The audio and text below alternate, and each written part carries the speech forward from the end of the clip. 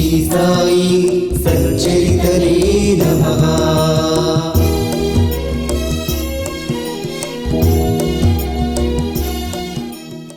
Shri Sai Satcharitra ఓవి to ఓవి మూల గ్రంథము శ్రవణ పారాయణ. శ్రీ గణేశాయ నమః. శ్రీ సరస్వత్యై నమః. శ్రీ గురుభ్యో నమః. శ్రీ కులదేవతాయై నమః. శ్రీ సీతారామచంద్రాభ్యాం నమః. శ్రీ సద్గురు సాయినాథాయ నమః. గత అధ్యాయంలో సాయి హిందువా లేక యవనులా అన్న విషయం, బాబా నివాస స్థానమైన షిరిడీ మహాభాగ్యం గురించి చెప్పబడింది.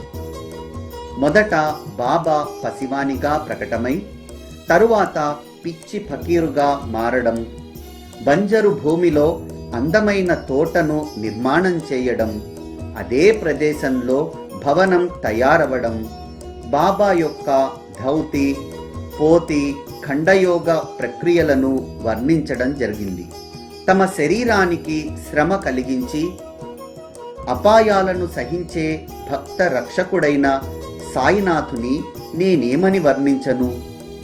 ఇప్పుడు మానవ జన్మ యొక్క ఘనత, సాయి యొక్క భిక్షావృత్తి వర్ణన, బాయజాబాయి సాధు సేవ, బాబా భోజన పద్ధతిని గూర్చి, బాబా, తాత్య, మహాల్సాపతి ఈ ముగ్గురు మసీదులో ఎలా శయనించేవారు, రహతాలోని కుశాల్ చంద్ గృహానికి సాయి సమర్థులు ఎలా వెళ్ళేవారు మొదలగు విషయాలను వినండి. ప్రతిరోజు ఉదయాస్తమానాలు అవుతాయి. అలా అనేక సంవత్సరాలు వృధాగా గడిచిపోతాయి. సగం జన్మ నిద్రావస్థలోనే గడిచిపోతుంది. మిగిలిన జీవితాన్నైనా సరిగ్గా అనుభవించరు. బాల్యావస్థలో క్రీడాసక్తులు, తరుణ వయసులో తరుణీరక్తులు, వృద్ధాప్యంలో జరాగ్రస్తులై ఎప్పుడూ వ్యాధులతో పీడింపబడుతూ ఉంటారు. పుట్టడం, బాగా పుష్టిగా పెరగడం, గాలిని పీలుస్తూ వదులుతూ దీర్ఘాయువుగా బ్రతకడం, వీనితో జన్మ సార్థకమైనట్లా? మానవ జన్మ యొక్క కర్తవ్యం పరమార్థ ప్రాప్తి. ఇదే సత్యం. లేకపోతే కుక్కలు, పందులు మొదలగు వాని బ్రతుకులలో ఏం లోపముంది? కుక్కలు కూడా తమ పొట్టను నింపుకుంటాయి. స్వేచ్ఛగా సంతానోత్పత్తిని కూడా చేస్తాయి. ఇలా కుక్కలు, మానవులు సమానంగా ఉంటే ఇక మానవ శరీరానికి ఉన్న గొప్పతనమేమిటి? శరీర పోషణ మరియు మైథునం ఇవే మానవ శరీరానికి సాధనాలైతే ఈ జన్మకు పర్యవసానం అదే అయితే ఈ నరజన్మ వ్యర్థం.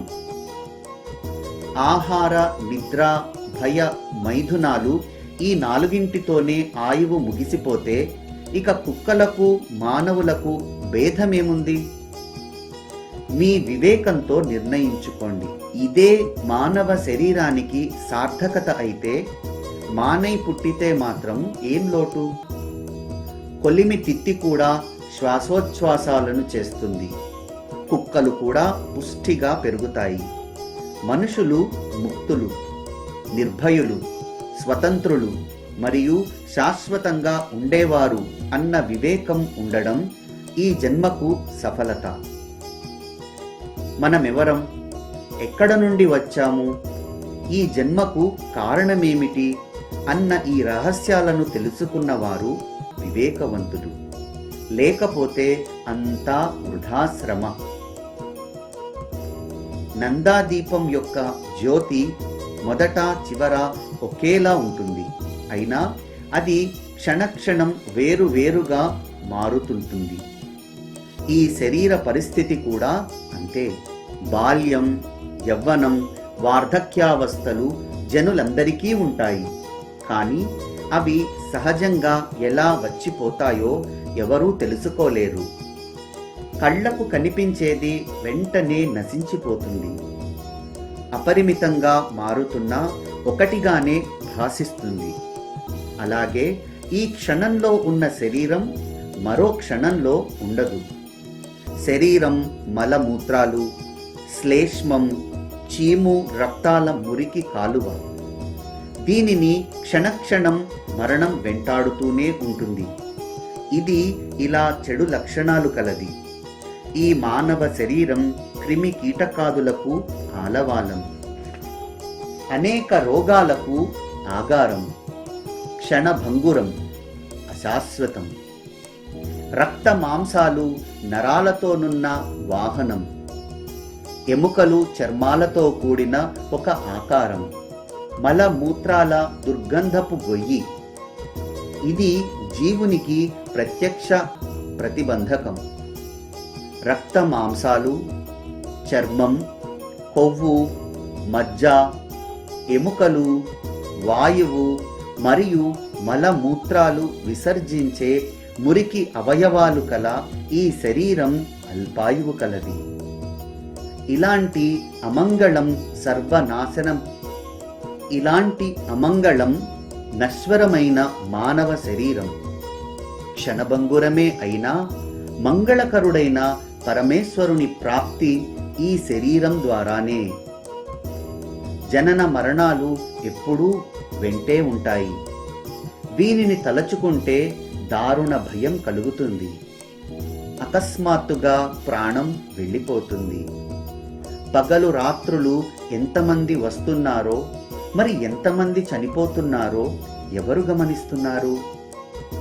మార్కండేయుని వలె పూర్ణాయువుతో పుట్టిన వారికి కూడా కాలగతి తప్పదు. క్షణభంగురమైన ఇటువంటి మానవ శరీరంలో పుణ్యం సంపాదించి పెట్టే శ్లోకాలు, కథా వార్తలు వినే సమయమే సార్థకమవుతుంది. మిగతా కాలం వ్యర్థం. దీనిని బాగా నిశ్చయంగా తెలుసుకోవడం ఈ జన్మకు సార్థకం. కానీ ఎవరికైనా అనుభవం లేకుండానే విశ్వాసం కుదరదు. ఈ అనుభవానికి బాగా అభ్యాసం చేయాలి. అప్పుడు శాశ్వతమైన ఆనందాన్ని ఆశించే జీవుడు ఈ వైభవాన్ని సాధించగలుగుతాడు. పరమేశ్వరుని అనుగ్రహంతో భార్యా బిడ్డలు, ధనం, వైభవం, సముద్రంచే చుట్టబడి ఉన్న భూమి సంప్రాప్తించిన మనసులో అసంతృప్తే ఉంటుంది. శాశ్వతమైన సుఖశాంతులను పొందాలనే ధ్యేయాన్ని మనసులో పెట్టుకుని సర్వభూతాంతరాత్మయైన భగవంతుణ్ణి ఉపాసించడమే పరమపద ప్రాప్తిదాయకం. ఈ మానవ శరీరం చర్మం, ఎముకలు, రక్త మాంసాలతో తయారయింది. ఇది పరమార్థం సంపాదించుకోవడానికి ప్రత్యక్ష ప్రతిబంధకం. దీనిపై మమకారాన్ని విడవాలి. దీనిని కేవలం ఒక నౌకరు వలె భావించండి. దీనిని నెత్తిన కూర్చోపెట్టుకోకండి. బాగా గారాబంగా చూస్తూ దీనిని నరకద్వారం చేసుకోకండి. జీవించడానికి సరిపడా అన్న వస్త్రాలు, తగు మాత్రం ఆలనా పాలనా చేసి దీనిని జనన మరణాలను తప్పించుకోవడానికి ఆధ్యాత్మిక ప్రగతి కొరకు వినియోగించండి. ఇది జనన మరణాదులతో కూడిన అనర్థాత్మకం. ప్రతి క్షణం వినాశోన్ముఖం. నిరంతరం దుఃఖాలను కలిగించే దీని సుఖాలు క్షణికం. ఇవి మెరుపు తీగవలే ఒక క్షణం ఉండి వెంటనే పోతాయి. ఇవి సాగర తరంగాల వలె క్షణికమని గ్రహించండి. శరీరం, ఇల్లు, ఇల్లాలు, పిల్లలు అంతా నశించిపోయేవారని తెలుసుకొనరు. తల్లిదండ్రులను స్వయంగా భుజంపై మోసుకొని పోయినా మనము వెళ్ళవలసిన వారమేనని గ్రహించరు. చనిపోయిన వారి వెనుక చావడం, మరలా జన్మించడం, అలా జనన మరణాల చక్రంలో తిరగడమే కాని దీనిని ఏ విధంగా తొలగించుకోవాలా అని ఒక్క క్షణమైనా ఆలోచించరు. నిత్యం కుటుంబ భారాన్ని మోస్తూ ఆయువు వేగంగా గడిచిపోతుంది. కాలం ఆ వాయువును గణించడంలో నిమగ్నమై ఉంటుంది. అది తన కర్తవ్యాన్ని ఎప్పుడూ మర్చిపోదు. చివరి ఘడియ రాగానే అది ఒక్క క్షణమైనా ఆగదు. జాలరి వలను బాగా లాగినప్పుడు దానిలో చిక్కుకున్న చేపల వలె జీవులు మరణ సమయంలో గిలగిలా కొట్టుకుంటారు. మహాభాగ్యం వలన ఎంతో పుణ్య సంచయంతో ప్రాప్తించిన మానవ శరీరాన్ని ప్రతి ఘడియ సద్వినియోగం చేసుకోండి. ఈ మానవ శరీరం భగీరథ ప్రయత్నం చేసినా లభించదు. కేవలం అదృష్టవశాత్తు అనుకోకుండా చేజిక్కిన అవకాశాన్ని మట్టిలో కలిపి వ్యర్థం చేయకండి. తరువాతి జన్మలో సాధించవచ్చని అనుకోకూడదు. ఈ అవకాశం ఒకసారి చేయి జారిపోయిందా ఇక అంతే. మరలా ఇదే తప్పక లభిస్తుందని నిశ్చయం లేదు. అలా అనుకున్నవాడు మూర్ఖుడు. కొందరు పాపులు వారి వారి కర్మానుసారం శుక్ర బీజాలతో కలిసి యోని ద్వారా జన్మించే శరీరాలను పొందుతారు. అంతకంటే అధములు జంగమ వర్గాలలో జన్మిస్తారు. మరలా తమ కర్మానుసారం స్థావరులై జన్మిస్తారు. వారి వారి కర్మానుష్ఠానం జ్ఞానాన్ని బట్టి వారి శరీర గ్రహణమని శృతి ప్రమాణం. యథా ప్రజ్ఞం హి సంభవాః అని శృతి మాత అత్యంత కరుణతో వచించింది. వారి వారి జ్ఞానాన్ని బట్టి జననం కూడా ఉంటుంది. పరమేశ్వరుని లీల అంతుపట్టనిది. దానిని సంపూర్ణంగా తెలుసుకోవడం అశక్యం. ఎవరికైనా అంశమాత్రమైనా అది అవగాహన అయితే ఆ మానవ శరీరం ధన్యం. పరమ భాగ్యం వలన నరజన్మ లభిస్తుంది. మహాపుణ్యం కారణంగా బ్రాహ్మణ వర్ణంలో జన్మించడం, పరమేశ్వరుని అనుగ్రహం వలన సాయి చరణాల ప్రాప్తి, ఇవన్నీ చాలా అరుదైన లాభాలు. నానా రకాల జన్మలున్నా మానవ జన్మ అన్నింటికంటే శ్రేష్టం. మనం ఎక్కడ నుండి వచ్చాం, మనలను ఎవరు సృష్టించారు అని వివేకంతో ఆలోచించేది మానవులే. ఇతర యోనులలో జన్మించే ప్రాణులు దీనిని గ్రహించలేవు. అవి ఎలా పుడతాయో అలాగే చచ్చిపోతాయి.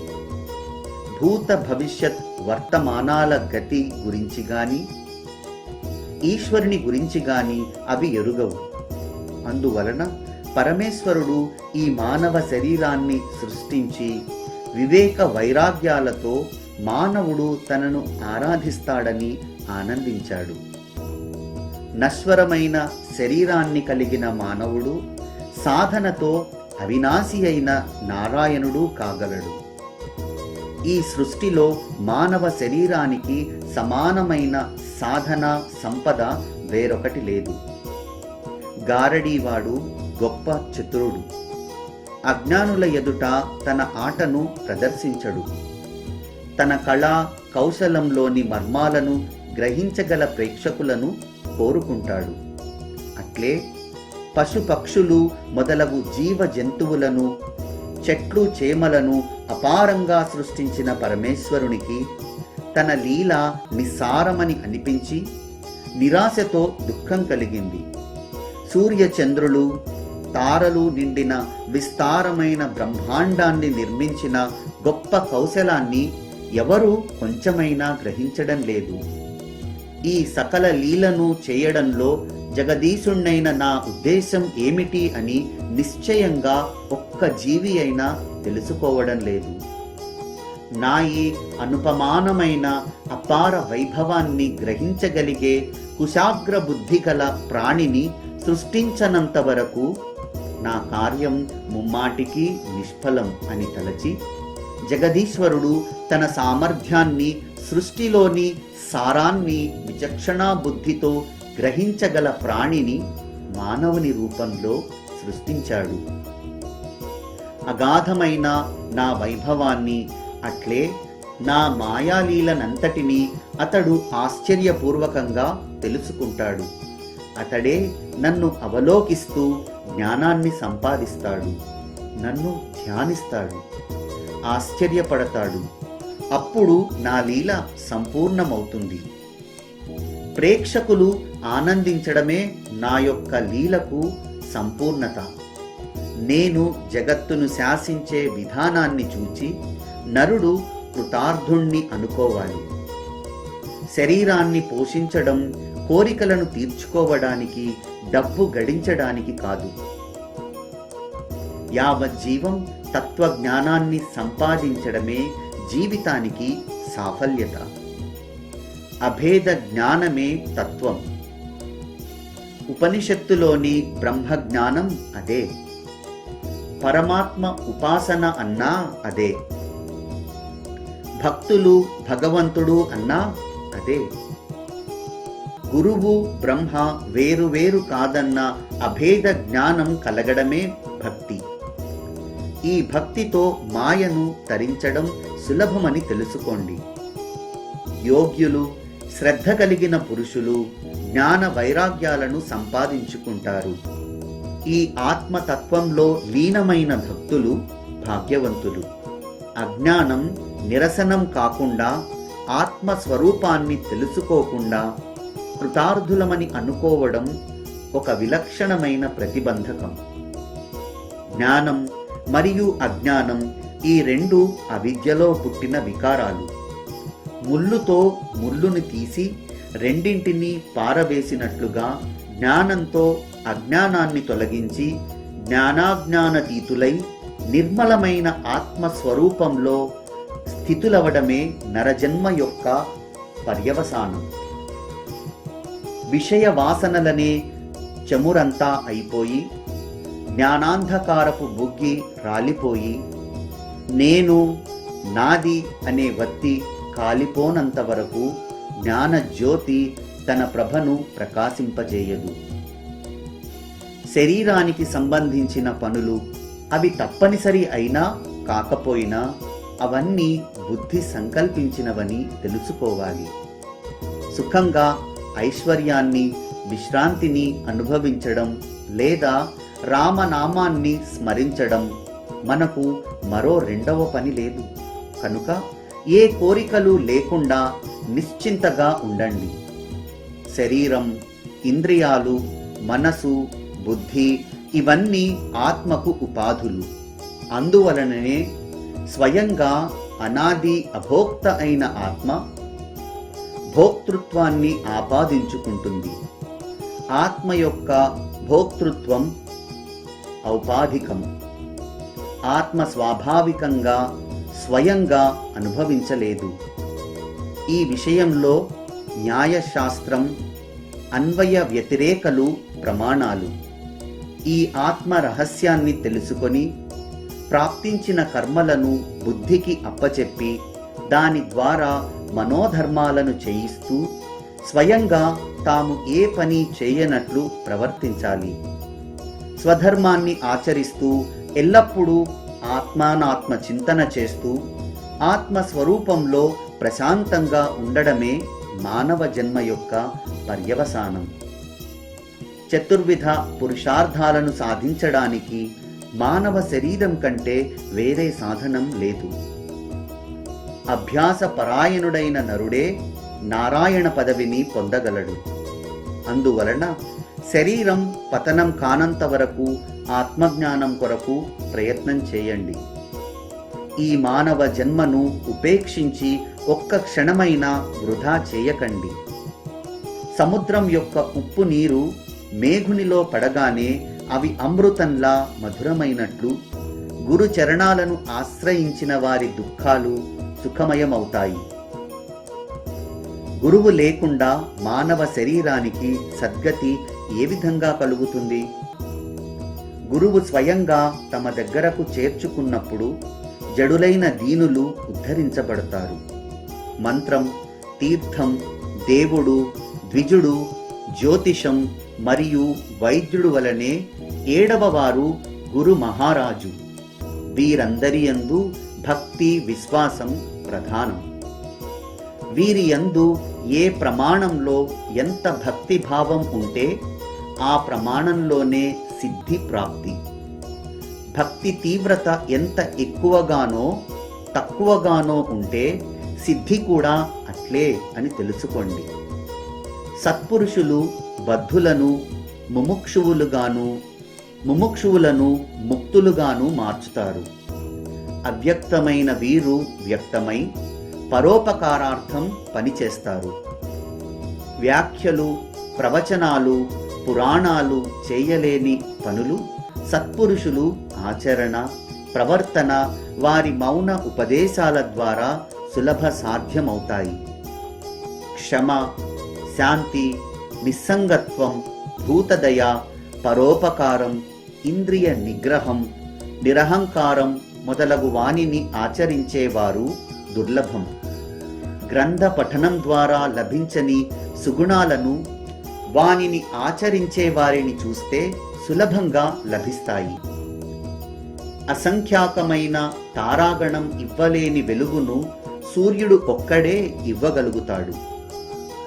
అట్లే ఉదారులైన సత్పురుషులు తమ స్వాభావికమైన ఆచరణ ద్వారా అనేక జీవులను బంధ విముక్తులను చేసి అత్యంత ఆనందాన్ని ప్రసాదిస్తారు. సాయి మహాత్ములు ఈ కోవకు చెందినవారే. వారు ఐశ్వర్యవంతులు, గొప్ప శ్రీమంతులు అయినా ఫకీరు వలె ఆచరించేవారు. ఎల్లప్పుడూ ఆత్మనిరతులై ఉండేవారు. వారు అన్ని ప్రాణులను సమదృష్టితో చూసేవారు. నేను, నాది అన్న మాట వారికి లేదు. అన్ని ప్రాణులను దయతో చూచేవారు. అన్ని జీవులలోనూ భగవంతుణ్ణి చూసేవారు. వారికి సుఖాలలో ఆనందం లేదు, దుఃఖాలలో శోకము లేదు. రాజును పేదను సమానంగా చూడడం సామాన్య విషయమా? తమ కను సైగతో క్షణంలో నిరుపేదను మహారాజుగా మార్చగల సాయి జోలి పుచ్చుకుని గడప గడపకు తిరిగేవారు. వారు ఎవరింటికి వెళ్ళి బిచ్చగాని వలె అమ్మాయి రొట్టె ముక్క తెచ్చిపెట్టు అని తమ చేయి చాచేవారో వారు ధన్యులు. ఒక చేతిలో రేకు డబ్బా, రెండవ చేతిలో జోలి తగిలించుకుని ప్రతిరోజు స్వయంగా నియమంగా కొన్ని ఇళ్లకు వెళ్ళేవారు. కూర, సాంబారు, పాలు, మజ్జిగ వంటి పలుచని పదార్థాలను జనులు రేకు డబ్బాలో పోసేవారు. వారి భోజన కౌశలం చూడండి. అన్నమును రొట్టెను బాబా జోలిలో వేయించుకునేవారు. పలుచని పదార్థాలను డబ్బాలో వేయించుకునేవారు. వారి జిహ్వకు రుచిని గ్రహించాలన్న ఆశ లేదు. ఇక మనసులో వేరువేరు పదార్థాల రుచిని తెలుసుకోవాలన్న లాలస ఎందుకుంటుంది? తమ జోలిలో యాదృచ్ఛికంగా పడిన వానిని సేవించి తృప్తి పడేవారు. ఇవి రుచికరం, అవి అరుచికరమని వారి జిహ్వ ఎరుగదు. వారు ప్రతిరోజు పగలు భిక్ష కోసం ఊళ్ళోకి వెళ్ళేవారు. దానితో కడుపు నింపుకుని సంతుష్టులయ్యేవారు. అదైనా నియమంగానా? తమ ఇచ్ఛానుసారం ఒకప్పుడు ఒకే రోజు 12 మార్లు భిక్షకు ఊళ్ళోకి వెళ్ళేవారు. ఇలా తెచ్చిన అన్నాన్ని మసీదులోని మట్టి పాత్రలో ఉంచేవారు. కాకులు, కుక్కలు అందులోనే తింటున్నా ఎప్పుడూ వానిని తరిమేవారు కాదు. మసీదు ప్రాంగణాన్ని చిమ్మే స్త్రీ కూడా 10-12 రొట్టెలను తనింటికి తీసుకుని వెళ్ళేది. ఆమెనెప్పుడూ వారించేవారు కాదు. కుక్కలను, పిల్లులను కలలో కూడా తరమటం ఎరుగని వారు పేదలను, దుర్బలులను అడ్డగిస్తారా? వారి జీవితం ధన్యం. మొదట్లో వారు పిచ్చి ఫకీరని ప్రజలలో ప్రసిద్ధి అయ్యారు. రొట్టె ముక్కలను అడుక్కొని పొట్ట నింపుకునే వారిలోని గొప్పతనం ఎలా కనిపిస్తుంది? ఫకీరు అయినా వారు ఉదార హృదయులు, ప్రేమమూర్తి, ఏమీ ఆపేక్షించని వారు. పైకి చంచలంగా కనిపించినా అంతరంగంలో నిశ్చలంగా ఉండేవారు. వారి ప్రవర్తన అంతుపట్టనిది. సిరిడి కుగ్రామంలో ఉదార స్వభావం కల భాగ్యవంతులు ఉండేవారు. వారు బాబాను మహాత్మునిగా భావించేవారు. తాత్యా కోతే తల్లి బాయిజాబాయి రొట్టెల బుట్టను తలపై పెట్టుకుని మధ్యాహ్నం అడవిలోకి వెళ్ళేది. మైళ్ళు నడిచి చెట్లు పొదలు దాటుకుంటూ వెళ్ళి ఫకీరును వెదికి పట్టుకుని వారి పాదాలపై పడేది. ఆమెది ఎంతటి ఉత్తమ స్వభావం! మధ్యాహ్నం సాయంత్రం అరణ్యానికి వెళ్ళి బాబాకు రొట్టె కూర పెట్టేది. ఆమె యొక్క తపస్సును బాబా జీవితాంతం మరచిపోలేదు. దానికి గుర్తుగా ఆమె పుత్రునికి మేలు చేశారు. ఆమెకు ఆమె భర్తకు ఇద్దరికీ ఫకీరు చరణాలయందు దృఢమైన భక్తి. ఆ ఉభయులకు ఫకీరే దేవుడు. భగవంతుడు భక్తిభావం ఉన్నవారికే చెందుతాడు. ఫకీరు బాబా ధ్యానమగ్నుడై ఉండగా బాయిజాబాయి ఆకువేసి బుట్టలోని అన్నం వడ్డించి పట్టుదలగా తినిపించేది. రాజవైభవం కంటే పేదరికం శ్రేష్టం. ఎల్లకాలం నిలకడగా ఉండేది పేదరికమే. భాగ్యం క్షణభంగురం అని బాబా ఎప్పుడూ చెప్పేవారు. తరువాత బాబా అడవులని వదిలి ఊళ్ళోకి వచ్చి ఉంటూ మసీదులో అన్నం తిననారంభించారు. ఆ తల్లి శ్రమను తొలగించారు. ఆ దంపతులు పాటించిన నియమాన్ని వారి తరువాత తాత్యా కూడా అట్లే పాటించాడు. సత్పురుషులు నిజంగా ధన్యులు. వారి హృదయంలో ఎప్పుడూ వాసుదేవుడు ఉంటాడు. ఆ సత్పురుషులతో సమాగమ సౌఖ్యాన్ని పొందిన భక్తులు ధన్యులు. తాత్యా మహాభాగ్యవంతుడు. మహాల్సాపతి కూడా గొప్ప పుణ్యాత్ముడు.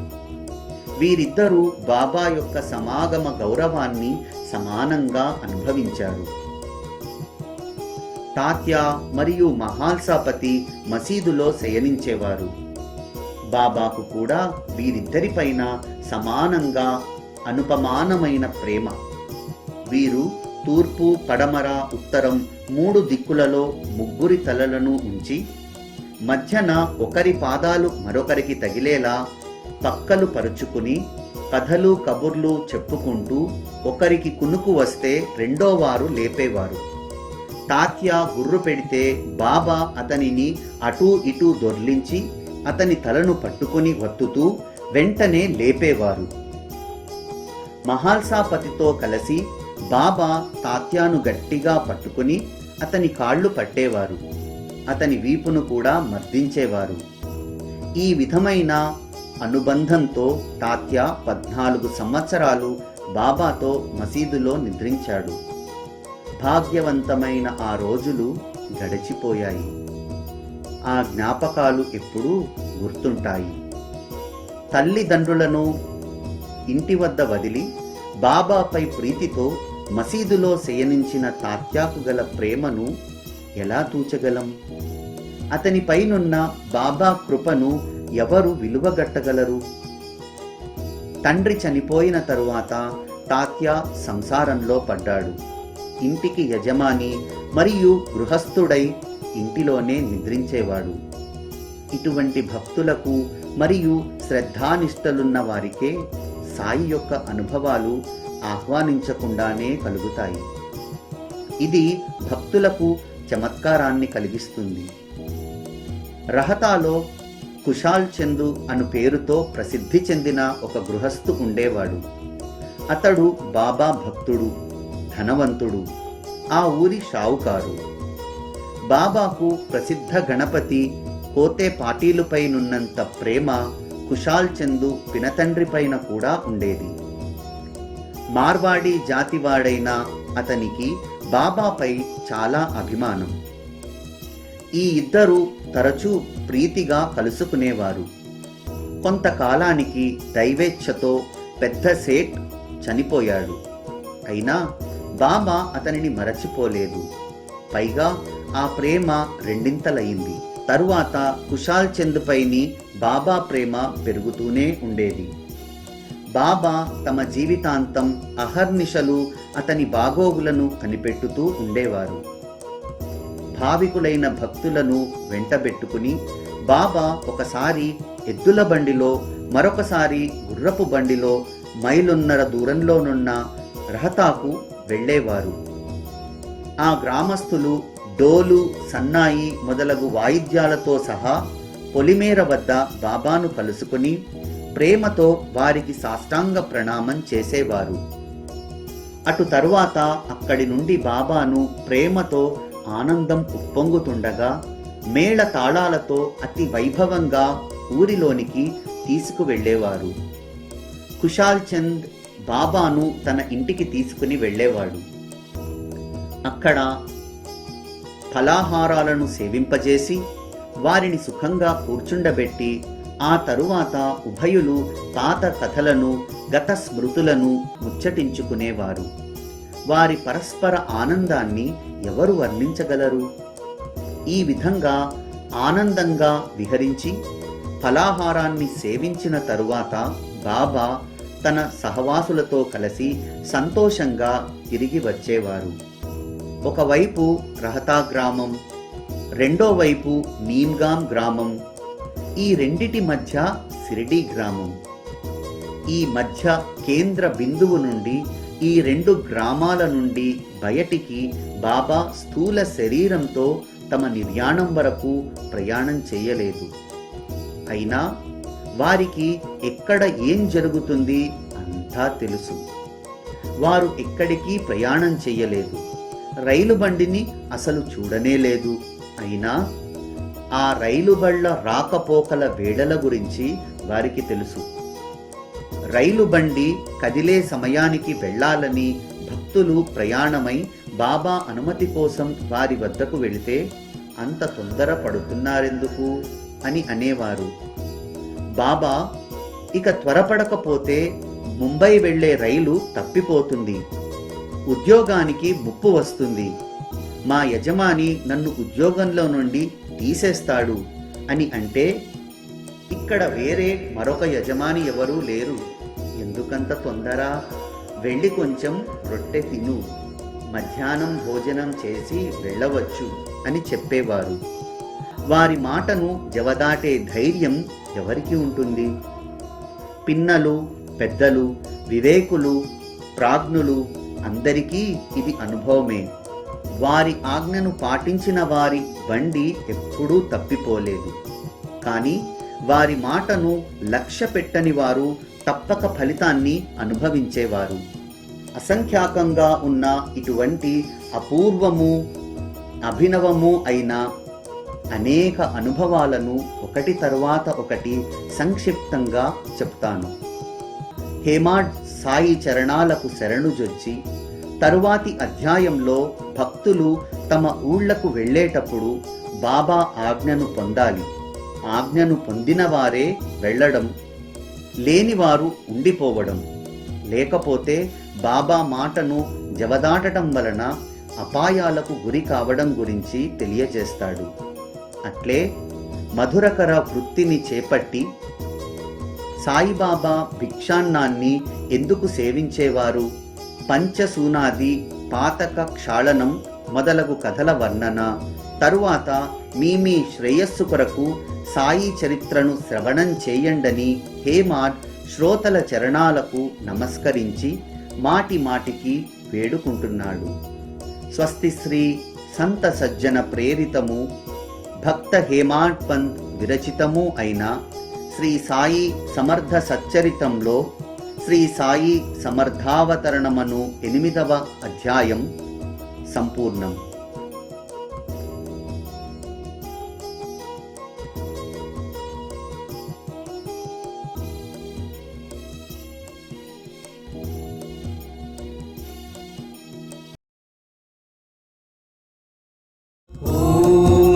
శ్రీ సాయి సచ్చరితనే నమః.